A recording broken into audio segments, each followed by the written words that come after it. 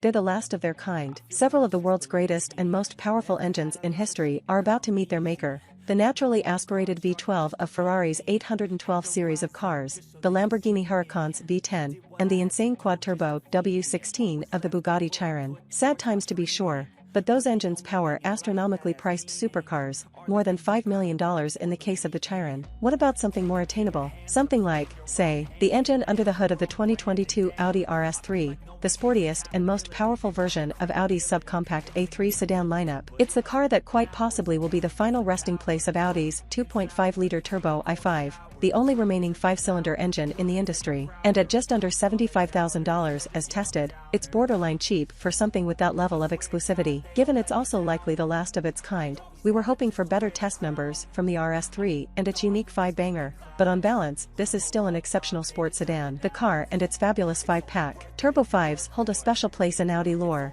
It's the engine configuration that powered the marque's legendary Quattro S1 Group B rally car of the mid-1980s. Audi recently revisited the formula, fitting a modern version of the 5-pot to the previous generation RS3 and TTRS. The latest RS3 benefits from a slight reworking of the engine that generates a single additional horse and 15 extra lb-ft of torque for peak output of 401 horsepower and 369 lb-ft. Like its predecessor, the 2022 RS3 sedan pairs the unique power plant with a 7-speed dual-clutch automatic and Audi's Quattro AWD system. But there's a tweak to the latter. Instead of the old rear virtual torque vectoring system, which would pinch one of the rear brake discs to send power to the opposite wheel, the new RS3 implements a pair of clever variable lockup clutch packs. Of the 50% of engine torque routed to the rear axle, all of it can now be sent instantly to either wheel. That level of torque vectoring enables a drive mode Audi calls RS Torque Rear, which directs all the power it can to the outside rear wheel to initiate rotation. That's right, this front-drive-based subcompact luxury sedan has a whole hog drift mode, yahoons. RS3 0 to 60 and a quarter mile, same as before. We'd never condone such tomfoolery on a public road, but in a controlled environment, the RS3's new drive mode is a riot. Our Skittle Green test car was a pro at shaking its rear end around when throttle was mixed with steering lock near the limit of grip, doing so with confidence and predictability. When taking notes for this review, the dictation on our phone misread torque rear as torque career. Such a fault has never been more appropriate. As for the raw test data, we recorded basically the same numbers as the last RS3 we tested. The 2022 RS3 delivered the same 3.6 second 0 to 60 miles per hour time as its 2017 predecessor and an identical 12.1 second quarter mile, though the new car crossed the line at a marginally faster 113.9 miles per hour. Braking from 60 miles per hour took 108 feet with help from carbon ceramic front discs. The old car accomplished the same a foot later. It's when we started turning the tiller that the new car fell behind.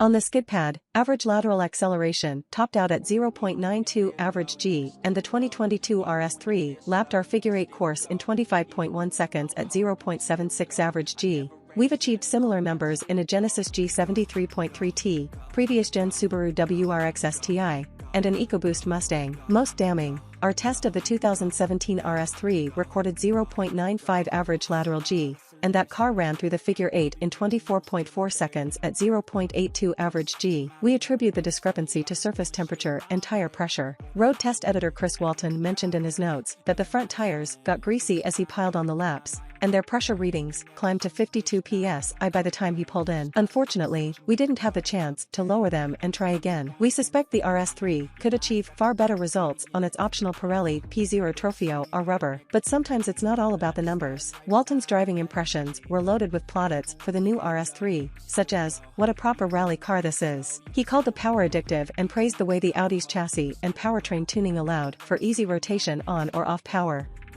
The test team also noted the brakes felt like they could haul down a linebacker, despite a spot of squish at the top of the pedal travel. The whole experience was wildly entertaining, and it doesn't stop when you leave the track. Rally rules. If you ever get the chance to drive an RS3, please proceed directly to the tightest, twistiest section of road available. If it's a highway drive away, know that you're in for some significant tire and road noise at 80 miles per hour, but also know the Turbo 5's 401 horses are capable of compressing the seat foam behind you if you feel compelled to make a high-speed pull. The RS3 even rides well. Not at the level of a similarly priced non-RS Audi, but there's just as little gut jiggle and head toss here as in the base A3. That's impressive considering the RS3's level of body control, not to mention its giant wheels. But once you reach the road spaghetti, that's when you're in for the real treat. Audi dialed a massive amount of grip into the RS3's front end, and its front tires are actually wider than the rears, like a Civic autocrosser, so it's ready to rally. The more we checked it around, the more it gripped. We pushed and pushed and pushed the RS3 into ever tighter bends, and it begged us to go harder.